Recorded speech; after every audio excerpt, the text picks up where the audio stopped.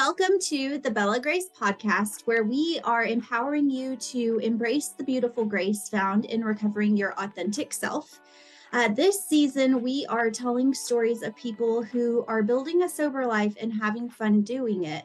But we are also sharing stories about people who grew up in homes with parents who were addicted to substances. And this week, we have my new friend, Ed, on the podcast.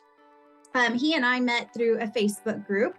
He is a personal trainer, a nutrition coach, a strength coach, and he's currently building an online men's sobriety coaching program. So we have that in common. I have a sobriety coaching program as well. I like to say that I help people get and stay sober. So I help people who are in early recovery or who are wanting to get sober and help them navigate the early recovery stage. And then I help people who have been sober for years. And I saw something on your Facebook, one of your posts that said, people in recovery, you feel stuck, you're bored. And something else I read on there. And I was like, yep, those are the people that I try to help, because I feel like all too often we get sober and then all we can think about is our using days because sobriety is boring. Yeah, it's like, now what? Yeah, exactly. And so what I try to do is I try to help people figure out, when I say recover their authentic self, like recovering that childlike joy that addiction took from us, and like rediscovering the things that really set your heart on fire and using those to build a fun, sober lifestyle. Because when we first get sober, I feel like we spend so much time just trying to stay sober, and we don't realize that you can still have fun. Like, you should be having fun. Yeah. So, okay. All right. Well, why don't you tell us your sober journey, where you started, how it started, and how you got where you are today? All right. Well, about 3.5 years ago, I officially got sober, February 2020. It started months prior to that when I found out my mother died. She died of complications from alcoholism and breast cancer. And so that's kind of when the thoughts of quitting started going through my mind, because that's scary to just hear that's how my mother died. Some months passed. I started feeling some internal pain, and so I just started having these conversations with myself. I'm either going to keep drinking or end up in the emergency room at some point, or I'm going to have to deal with whatever happens with, if I even get withdrawals. So I just went the route of sobriety, and I was sort of scared into sobriety. And it's kind of ironic because, I was drinking to like escape my reality. I think that's why anyone does stuff like that, because they're not, something about their daily life or whatever they're not happy about it, so they use that to cope. And so that's kind of what I was doing. And it's ironic because I was scared I was going to die. So, I got sober. I started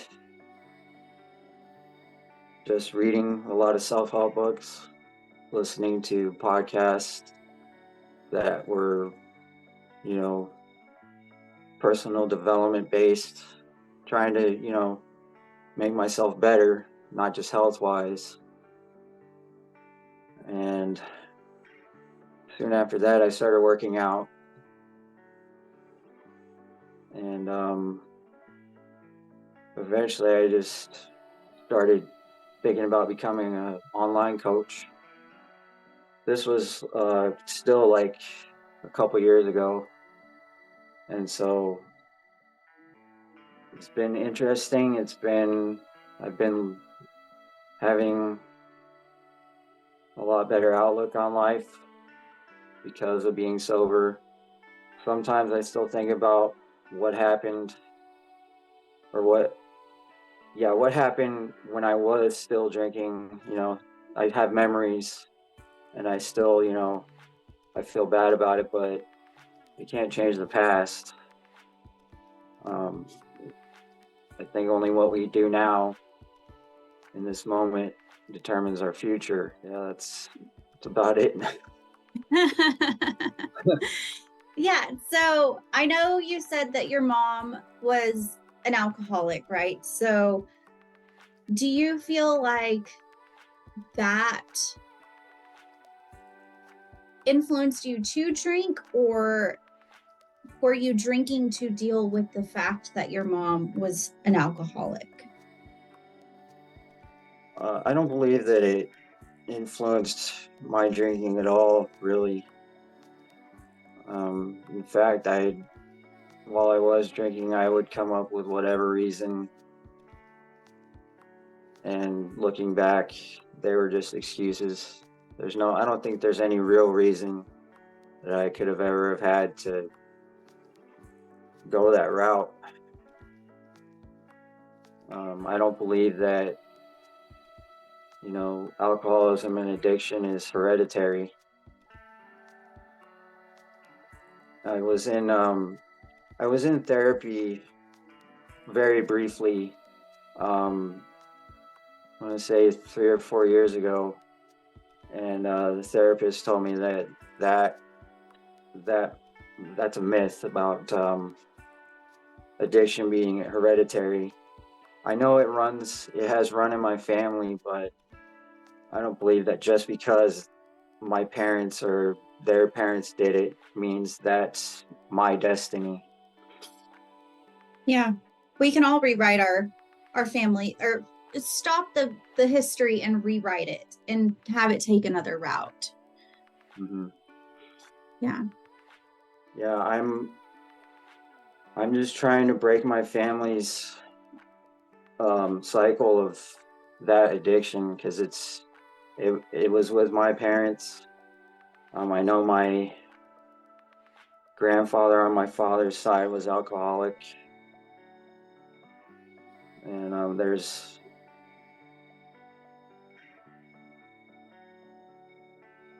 other people in my family that have suffered from it. So I'm trying to be an example of trying to stop that.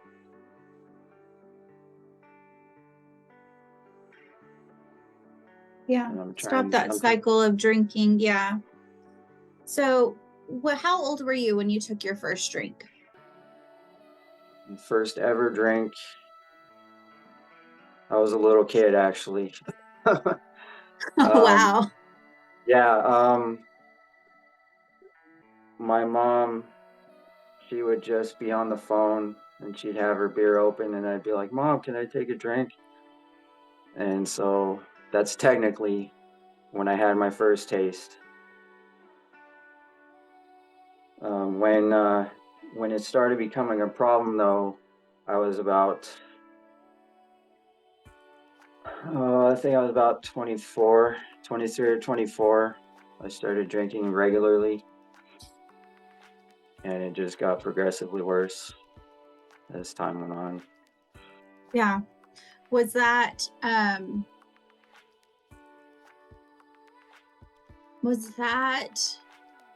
time in your life particularly stressful, or were there other things going on that drove you to start drinking more during that time?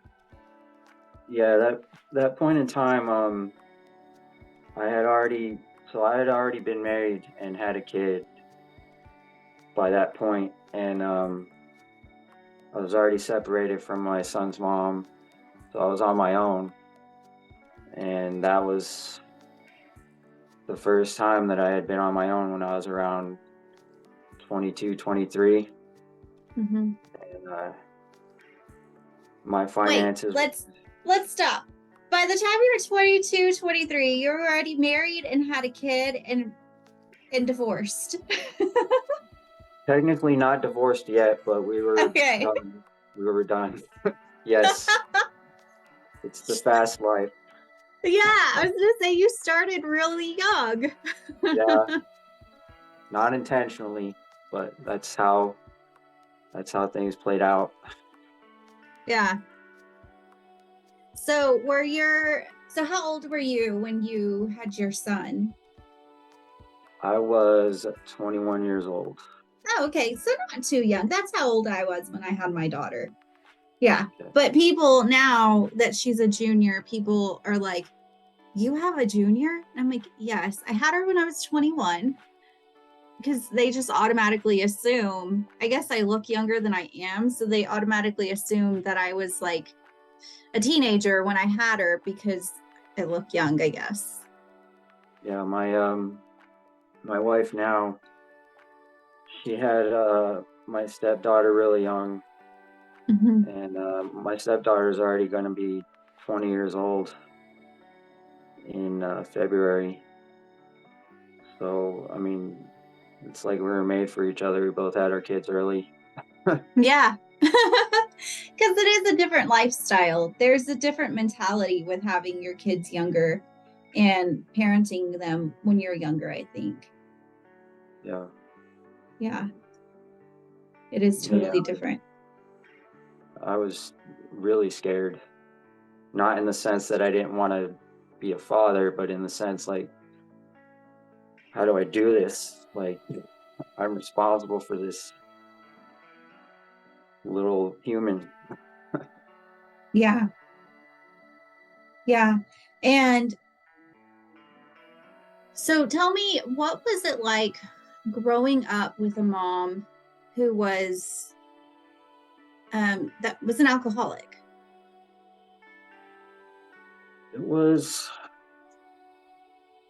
to me back then, everything just seemed normal. Yeah. And, I every now and then my parents would get in fights. That's when I get the signal that something would be wrong. And I would just go off on my own, do something else besides be around them. And I'm sure her alcohol use, or my dad's, I know my dad smoked marijuana back then. Something, their addiction, either one of their addictions probably came into play with an argument. Um, yeah, when I was little, it all just seemed normal. And as I got older,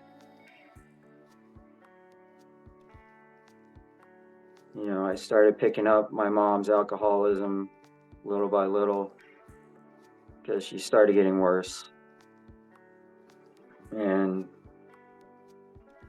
there was one night where I had to finish cooking dinner for my family because she was just laid out on the floor. And I think at that point, I didn't even put her alcohol and her acting like that together, but I know that's why. And yeah, around the time I was 16, that's when my parents separated. Um, my mom's alcoholism was part of it. And me, my brother and sister, I have a brother and sister, by the way, both younger than me. We were pretty much, our mom was pretty much taken away from us, like in the sense that, like, not, she wasn't taken away by like CPS or anything like that, but she was just deemed not capable of having a relationship with us. Mm-hmm. Yeah. And so my dad kept her, or tried to keep her away from us. Every now and then we had visits, but I really don't remember how those went. Yeah. And you were how old when the divorce happened? I was 16 years old. Yeah. That's a very it's a hard time for you as a like normal teenager. Like that time of life, as hard as it is. But then when you add this into the mix, like I feel like that sometimes just compounds the pain. And like you said, like it always seemed normal to you, which I think is another thing with children of alcoholic parents. Like you don't realize that your life isn't normal because it's your normal. That's all you know. Yeah, you're right. That's all you see, that's all you know. And to that end too, I didn't really have too many buddies growing up that I would just go to their house, and hang out with them. So I never got to really see another family happen and how they did things. Yeah. And that's another telltale sign of families. We call them sick families, but it just a dysfunctional family that has an alcoholic, an addict, whatever, in the family unit, is that usually there is that piece of isolation where you're isolated from other friends and you may not even realize it or know why it's happening. Like it may have been completely unintentional on your part that you didn't have a lot of guy friends growing up, but it is very common in addicted families for there to be that social isolation because you don't have your parent encouraging you to go out and socialize because they're home drinking and they don't socialize. So you're not modeled how to be a social creature. Definitely.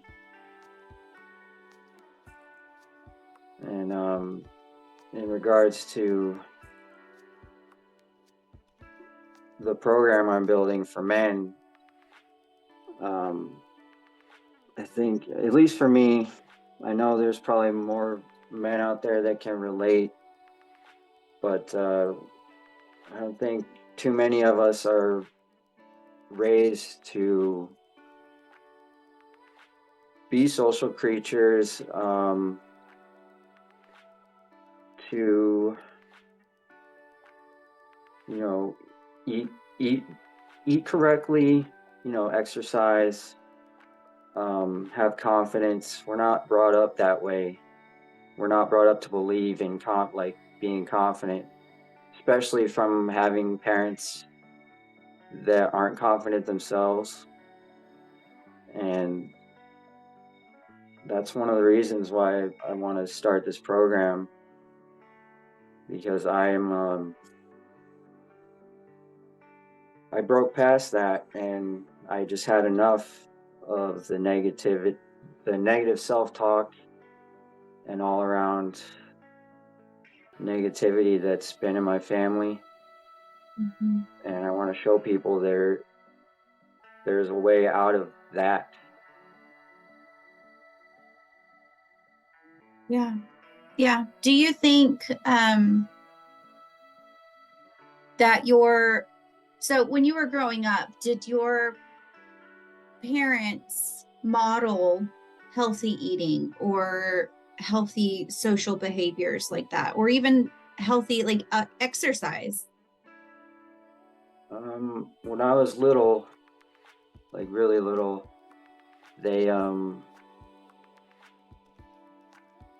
I'd seen them work out in the garage here and there.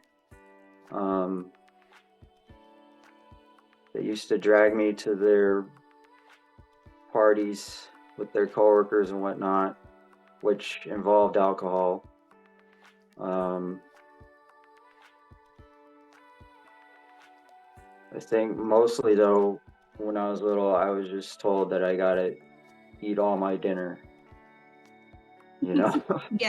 Eat all of it. Yeah, that was I think we're probably around the same age. I'm 38, and that was so common in the 80s, 90s, was like, eat all your food, you have to eat everything on your plate, Yeah. instead of the mentality that we have now of like eating healthy foods that feed your body, like acknowledging that some people don't like certain things. Like, yeah, my Yeah. brother hated certain foods, and then come to find out he was allergic to something. We're like, we didn't even, that didn't cross their minds. It was just like, eat all the food on your table. I feel like we grew up in a very dictator-ish family dynamic during those times. It was like, do what you're told, eat all your food, don't speak unless you're spoken to. Like, kids should be quiet, seen and not heard. Yeah, and I was a shy kid too. I'm still to this day trying to break out of that, even with doing this interview. So, and I'm doing a lot better. I'm I'm coming out of my shell. It's Yeah. it's a really good learning experience for me, and I'm just taking every opportunity I can to speak up. Yeah. I think it's important for us to share our stories because, like you said, guys aren't always taught to be social, to express their emotions. Um, our generation, especially, like we were just talking about, wasn't taught to eat healthy and, take care of your body. We were taught, follow the rules, do what you're told. And I feel like now our generation really is coming out of that shell and trying to build communities of people that are dealing with the same things. And it's not just recovery communities, but like the health and fitness community. You have people all over. Like, I'm also a photographer, and there are so many communities out there where we're a bunch of photographers. You have a Facebook group and you just support each other, whether it's like editing tips or, um, hey, I know someone that's doing a freestyled shoot over here if anybody needs to practice wedding photography. Like, we have changed the landscape of what it looks like to grow and to grow, help each other grow. And I'm the youngest of three, and my oldest brother and I both struggled with substance abuse. My middle brother did not. He was the straight A student, has two different careers in two totally different fields, nursing and engineering, like, brilliant, driven, doesn't give up on anything. And then my oldest brother, so for us growing up, my parents had a very tumultuous marriage, right? Like, they were always fighting. My oldest brother saw all of that. Like, he was the one that would get in the middle for my mom. Like, he was the one that would defend my mom. When my parents split, my dad took custody of me and my middle brother, and my older brother chose to stay with my mom. And they struggled. They struggled a lot. Like, my mom didn't have an education. I mean, she graduated high school, but she had never worked because she met my dad when she was 18, and was a stay-at-home mom. So she'd never worked before. So she didn't have a work history. And so my brother was about 16 when all of this was going on, and same age as you. And he had to really grow up and help my mom survive and help my mom pay the bills. And he would go down to the pool hall and hustle hustle up some gas money so my mom could go to work the next day. Like, he's a pool shark, like, he's great at it. But until very recently, that brother still struggled with substance use disorder. Like, it's been less than 10 years since he has finally gotten and stayed sober. And I feel like our generation, we were one of the first generations to really, really deal with divorce and have divorce be a huge part of the landscape of society, because finally divorce was okay, and so you had these couples that divorced in the early 90s, like end of the 80s, like that lump, and then you have the kids that were the product of those divorces. And I feel like it made a huge impact on our mental health, having to grow up, having to deal with those adult situations, and not having been well equipped by our families to begin with emotional intelligence and social intelligence of like, I can turn to a friend to talk about this. I can turn to a friend to just hash it out and say, hey, I'm hurting. Can you help me? Like we weren't given those tools with our generation. And so I think it is really important, the work that you're doing, to show guys that they can get sober, and here are the sober tools that you can use, and sharing your own story of like, this is me. This is what I lived through. I made it out, and I'm breaking that cycle for my family, and you can too. Like that's super important. So tell me about, and I know you're just starting your sober coaching program, right? Okay, so tell me about it. Like, what are the components? What do you plan to do? Tell me a little bit about it.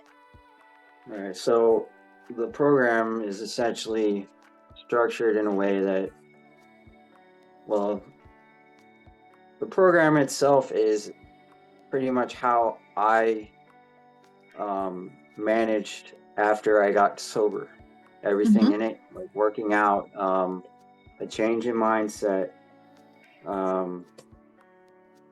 nutrition, eating correctly, the mindset work. I'm basing that off of stoicism and a little bit of spirituality. And because I've read a lot about stoicism and spirituality, so it give me a brief breakdown of what that means. Stoicism. Yes. Or, all of it. Yeah. Okay, so Stoicism is an ancient philosophy, and it's basically living to attain tranquility, and it's sort of like Buddhism in a way. There's basically three main principles in Stoicism: controlling your perceptions of the world, the engaging in proper actions, and knowing that there are things that are within your control and there's things that are out of your control. So it's these three principles that can pretty much govern a Stoic. Our perceptions of the world, I believe, how we perceive the world is, like how we feel inside. So like if we're negative inside, or we're having negative self-talk, negative thoughts, we're going to project that out into the world, and that's what we're going to see. That's what we're going to experience. And then engaging in proper actions, I think that's self-explanatory. Like, you just, be kind to people, be strict with yourself, tolerant of others. Yeah, be a good human. That's my whole philosophy. Yeah, I think that's pretty much the basis of most philosophies too. The spiritual side of it is a practice of meditation. I had practiced meditation here and there. I had read The Power of Now by Eckhart Tolle. Mm-hmm. That was such a great book. It helped me out so much because it talks about just being present, like being in the moment. In the book, he talks about that there's no past and no future, that they're all in our mind, and we only have the present moment. And so one of the ways that I like to practice being present is through meditation, just clearing my thoughts, becoming aware of my body.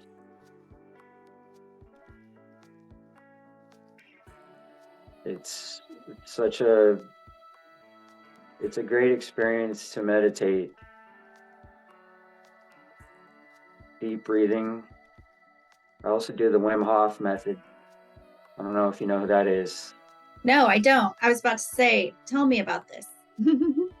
Wim Hof, he's I forget where he's from. I believe he's from some country in Northern Europe.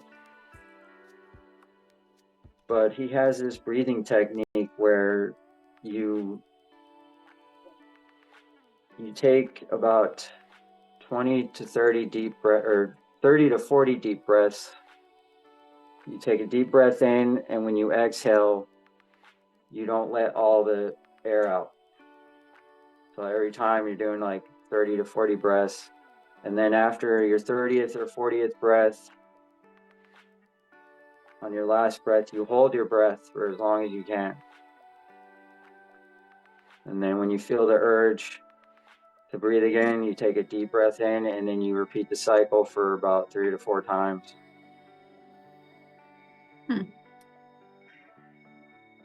Well, that's a new one. I've never tried that one or even heard of it. I think breathing techniques are paramount to pushing through triggers and cravings in early recovery. That's one of the things I always tell my coaching clients is like, I always give them different breathing exercises that they can do in the moment as they're trying to exit the trigger or the craving. Because I think breathing exercises, they really do, they ground you, they bring you back to center. Like it reminds you of like who you are. They make you exist like right now. You're in the moment when you're breathing. When you're conscious of your breathing, you're present 100%. Yeah. I feel like a lot of people who drink or do drugs, like, or whatever, gamble, sex, whatever your addiction of choice is, your unhealthy coping mechanism of choice. I feel like when we get to a certain point, it almost runs on autopilot. Like it becomes as second nature as breathing. Like that is just crap happened at work, get a drink. Yep. Someone has good news, get a drink. Like it just becomes a habit. Like it literally is just like breathing, and we can take for granted and not even notice our own breath until we're in a panic situation and our heart is racing and we're panting, and then we're all of a sudden hugely aware of the fact that we are breathing. But if we can become aware of our breath and use it as a tool to calm ourselves down and to be present and help ourselves realize that I don't need that drink. Like just because, and I always go back to this example, like I used to smoke a lot. And so every time I got in the car, I lit a cigarette. And my fiance told me, like, if you could just unlearn how to like drive, like if you could learn how to drive without smoking, then you could quit smoking forever. He's like, it's just that every time you get in the car, you think you need a cigarette. Yeah, And it's almost like the physical acts that you start doing, those become routine, and so you associate those, like when you go to reach for the cigarette or you reach for the beer or whatever, however you go about doing that, whether it's a cigarette in the car or it's after work, you just become conditioned to that, and so it it takes your life over. It becomes who you are. yeah, you do. You lose your identity to it. And it's so hard to retrain your brain to pivot your automatic response. So, how do you help your clients or your potential clients for your coaching, and in your fitness coaching, whatever you take your pick? But how do you help your clients pivot from their natural responses to the new healthy response? It's all in the mind. Um, you have to get your thoughts under control. Like my drinking, it all started with my thinking, and there just has to be that shift from negative to positive. Physically, though, you cannot.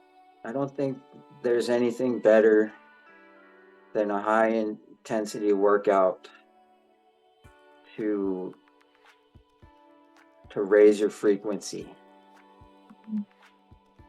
and just bring you up to where nothing bothers you. Like you don't need anything. You're good. Yeah. It's like a reset. And it really is like the science behind that. Like I always tell people, it's like a dog. You know how dogs shake? They're actually doing that as an emotional response, or like it's like their refresh button. They're shaking out their emotions. They're shaking it out to, like, my dog does it when she's nervous. She'll like jump out off the couch and like shake. And I tell my clients, my daughter, I tell everybody, I'm like, we don't have that natural instinct like dogs do to shake out our emotions.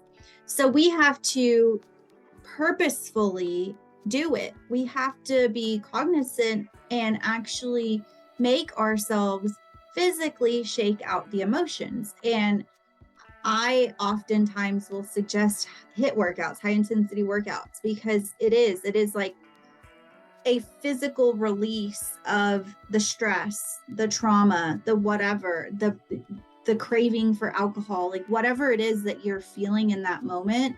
If you can get a high intensity workout in, like it will help your body release all the crap, because it releases endorphins, and those endorphins, yeah.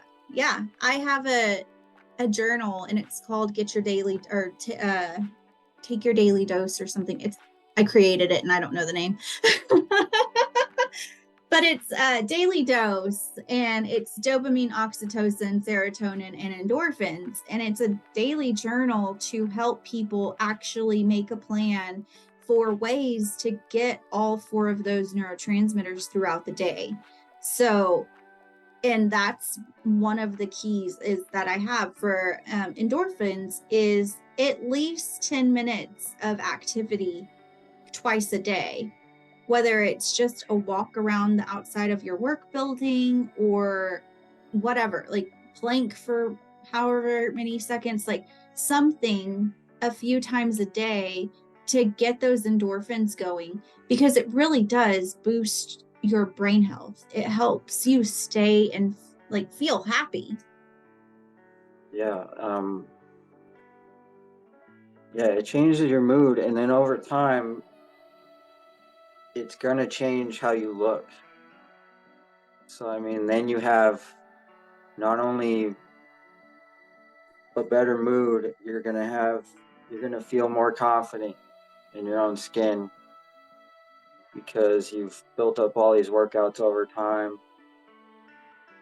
Of course, with the proper nutrition. Mm-hmm. So I'm a huge proponent for just physical activity. Yeah. So you have the spiritual / emotional part of your program with the, what did you call it? I already went blank. Stoicism. Stoicism. Yes. I'm going to put it in the comments. I'm going to put it in the notes. Stoicism and spirituality. And then you have the physical part with working out. Yes. Yeah. So, are those the two main components of your program? There's those, and then my clients are going to be tracking their macronutrients as well. Okay. And I lay out a list of foods that I recommend for, muscle, gaining lean muscle, burning fat. Wow. So it's not just fitness, it's nutrition and it's emotional health too. Yes. Yeah. Because a lot of our serotonin is created in the gut. And I don't think people know that, how much the gut and the mind are connected in like your emotional health and your gut. Like if your gut is all out of whack, you're going to be fatigued, you're going to feel depressed, you're going to feel anxious. Like there's a huge connection between the brain and the gut. Yeah. And about, simple carbohydrates. Mm-hmm. You eat simple carbohydrates, they don't make you full. So your mind's going to keep telling your gut that you still need to eat more. Mm-hmm. Just a little fun fact. It's true. It is so true. And they're addicting. Yeah, simple carbohydrates like anything sweet, anything processed, Yeah. Cakes, donuts, little Debbie's. Yeah. And it doesn't help that they make the packaging, all bright and fun looking. Yeah. Going back to like our childhood, like we were raised on that crap. Yes. Like we were told that was Pop-Tarts. I read a study the other day about Pop-Tarts, and it was like, I think Pop-Tarts is like the #1 worst thing you can do for a child brain. It is like the worst food that you can feed a child. And yet, so the nonprofit that I work for, we help low-income families. And I guarantee you 90% of the people that I work with have Pop-Tarts in their cabinets because it's cheap, it's fast, it's easy. And so we have all these kids crashing by second period because they had a Pop-Tart for breakfast. Yeah.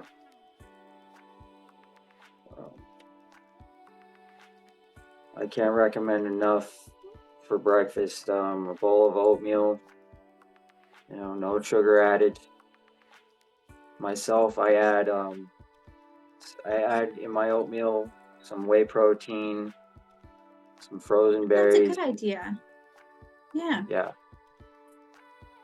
Frozen berries and sliced up banana. That's my breakfast. I never thought about the protein. We eat protein shakes, protein pancakes. We use protein powder for everything in our house. Yeah. Never thought about oatmeal. Yeah, I've put it in oatmeal, yogurt. What else? I'm sure there's something else I've put it in. I just can't remember. Yeah. Oh, that's awesome. Well, okay. So Who is your ideal client for your coaching program? But any of your coaching programs, whether you want to focus just on your sober coaching that you're building or your fitness stuff, who is your ideal client?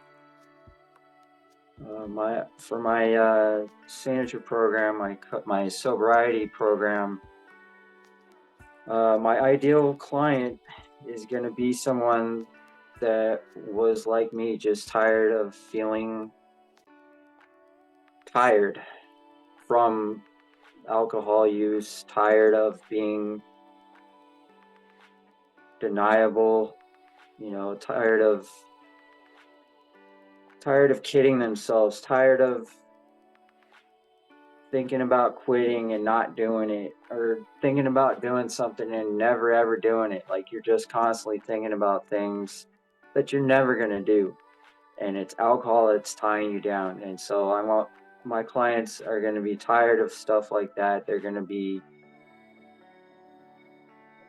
want to get in better mental shape, better physical shape. And I mean, mentally, to make it through sobriety, you're going to want to be in a good mental state. Mm-hmm. For me, miraculously, I never went through any withdrawal symptoms, and I did just fine without alcohol. I would have dreams about breaking my sobriety, and every so often I would think about alcohol, but I never ever touched it again. I was like, okay, it's still leaving my system and my mentality. Mm-hmm. Having thoughts about it. It's still in my brain. It's got to purge. It came out of my body. Now it's got to come out of my mind. Yeah, that's a powerful one. I don't think people realize that. Like, that just because you quit the substance doesn't mean that your brain has forgotten about it. Yeah. It takes way longer for your brain to recover than it does for your body to recover, because you go through detox in 24, 48, 72 hours, depending on what you're doing. But the detox of the mind is where the real work is. And that's what made me pick up some books and start reading. That's what made me start listening to other people. Instead, I had to get out of my mind and figure out what to put in it besides the thoughts that I was having Mm-hmm. on a daily Yeah. basis. And that's important too. You can't just expect it to go away. Like, and it's the same thing with physical cravings. Like we were talking about with me smoking in the car, or whatever your ritual is prior to using. Like, a lot of times that doesn't just go away. Like, I couldn't stop driving, right? Like, I had to get to work. So instead, you have to replace it with something. So I used to get in the car and get a sucker. I gained like 10 pounds because I ate way too many lollipops, but it only lasted a month or two, and then I was good. But it's the same thing with your mind. Like, you can't just let your mind sit idle. You've got to pour new things into it to start reshaping your thought process and your mindset to one of sobriety rather than one of using. Yeah, and that whole thing about filling your mind with other things besides that, I mean, from childhood on, I mean, we should have been doing that. Just a constant state of learning. There should never be an end to learning. I mean, I don't think there's anyone that knows everything there is to know. In a, I guess in a facts and figures way, but the knowledge that's been around for centuries, like Stoicism, and you have all these popular authors now and entrepreneurs and other speakers, they're all saying the same thing that has been said throughout generations and generations. But how many people are actually listening? Yeah. How many Oh, go ahead. how many people are, like how you and I were, where we're escaping reality? What if that's why they're not able to listen to these people? Like, how many people truly have a problem? Sometimes I wonder about that. Yeah. Yeah. I know with our society the way that it is, and our view on alcohol, and our view on unhealthy eating, or sex, like, we see alcohol, like mommy wine culture is huge. Like, we have made it normal to fill up your Yeti with wine and walk the kids to school in the morning. We have made it normal to have alcohol at our kids' parties. We've made it normal to have alcohol everywhere. It's at the aquarium in downtown Dallas. Like, we went with friends and totally missed the first 4 floors, like just zoomed right through the first 4 floors of stuff, because it goes in a circle like this all the way up to the top, and then you take the elevator down, because the bar was on the 4th floor. So we didn't see anything on the first 4 floors because we were straight lining it to the bar. Yeah. Like, we've made it normal, and we've made the sex industry is a whole nother thing. Like, we've made it normal to buy and sell and trade sex. Like, that's normal. And so, yeah, how many people out there have a problem? Even the food that we were talking about, like, we've made it normal to eat Twinkies for breakfast and Pop-Tarts for breakfast. And it's too expensive to eat healthy for certain people, because fruits and vegetables are expensive. And I could go broke with the amount of protein powder we buy at my house. It's not cheap. You don't want to know how much money I've spent on protein powder. Oh, go ahead.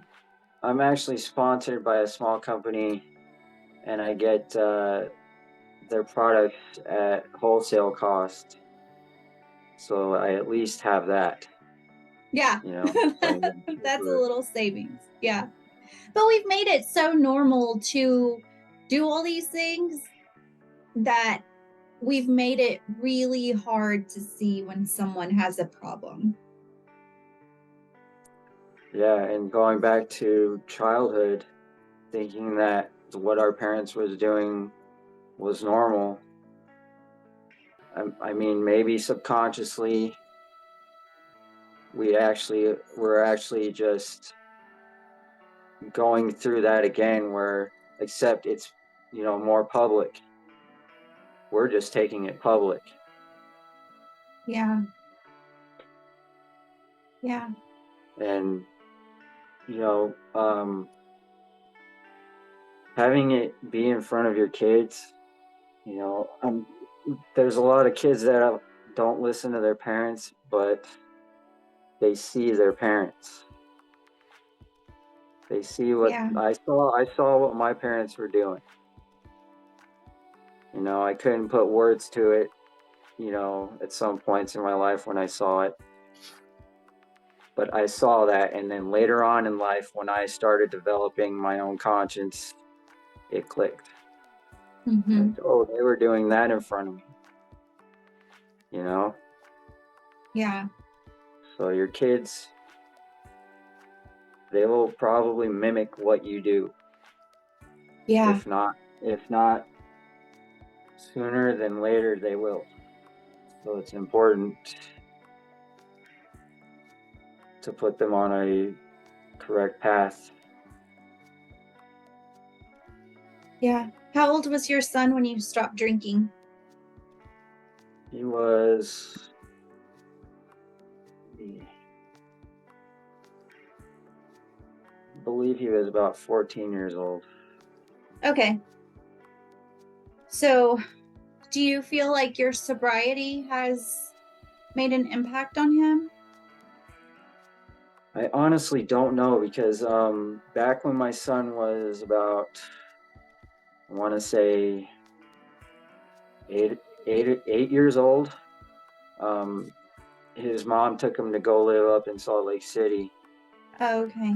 So I would only see him, during every other holiday, every summer. So my time with him hasn't been that abundant. And he's seen me sober. Like I've even had him work out with me. One summer he was here, I had him, because I don't know what's going on over at his mom's, but he is not in the best shape for an almost 18-year-old. Yeah. And so one summer he came, he said he wanted to start working out with me. And so that's what we did while he was here. I got him to lose 15 pounds Wow. in a month, I believe. It was 1 or 2 months, 15 pounds. Just tracking his macros and lifting weights.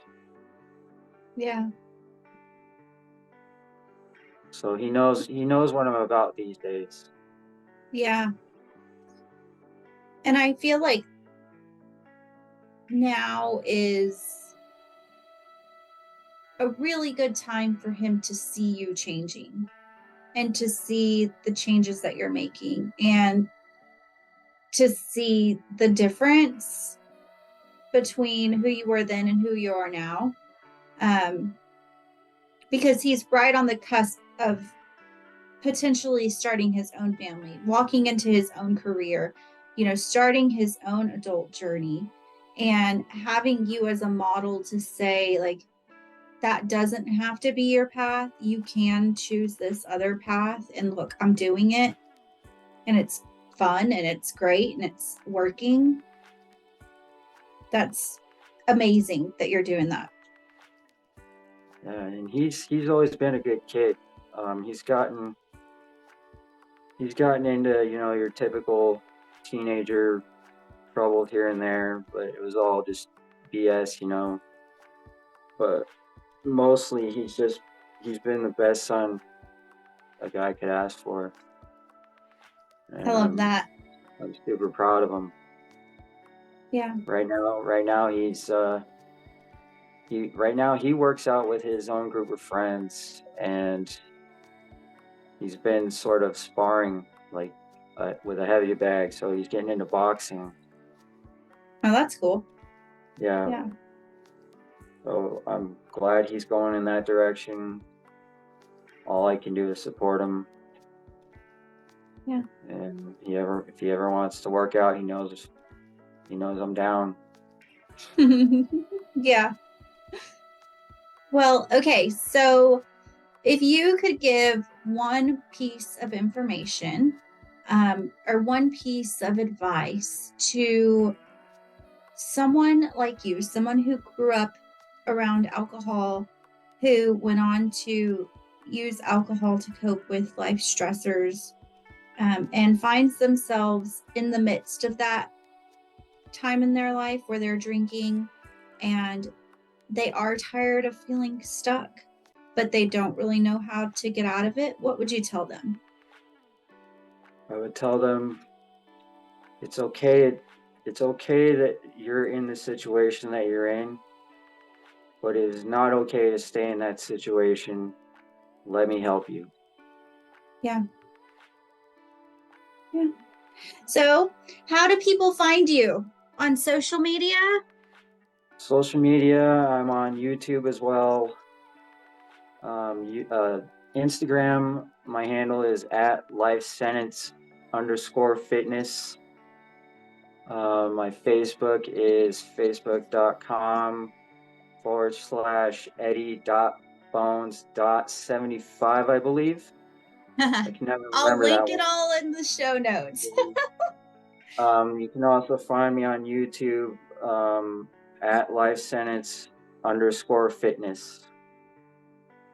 On YouTube, I've been doing about 3 videos a week, and it's all just been sort of mindset talking. I'm just driving in my car and talking. Yeah. Love it. What is one last question and then we'll finish up. But what's the story behind Life Sentence in your handles? So that's my personal brand, Life Sentence Fitness. Mm-hmm.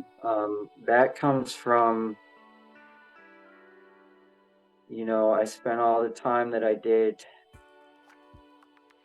in alcoholism, and now I'm doing the exact opposite.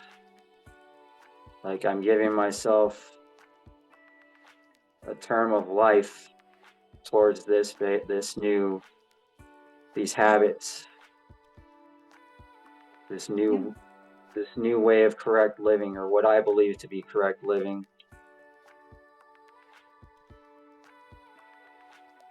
I love it. That's where that comes from.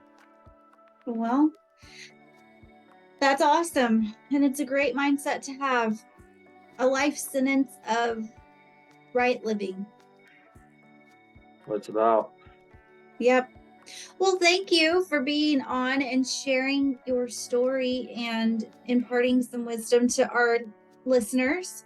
I will link all of your socials in the show notes, and people can follow you and stay tuned for more with your coaching program that you're going to be offering soon. And I'm excited to see everything that you do in the near future. Yeah, thanks for having me on. Yeah. All right, guys. Well, until next week, be well, be kind, and may you find some joy this week. Okay. Bye.